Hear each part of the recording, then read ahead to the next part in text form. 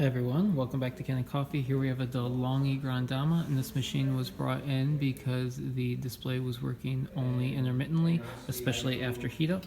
And so what we did is we replaced the main display board, and now it's functioning once again. No longer, I guess, victim to the heat.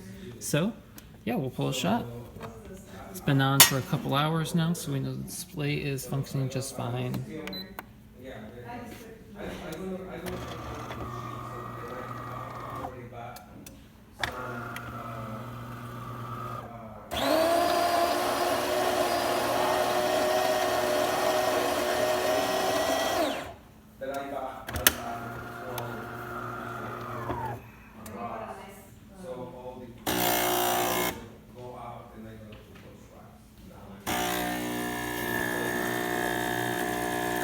Beautiful.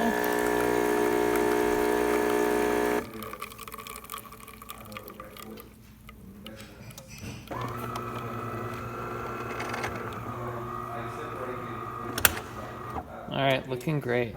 DeLonghi Gran functioning once again. Thanks for tuning in to Kanen Coffee, and please like our videos.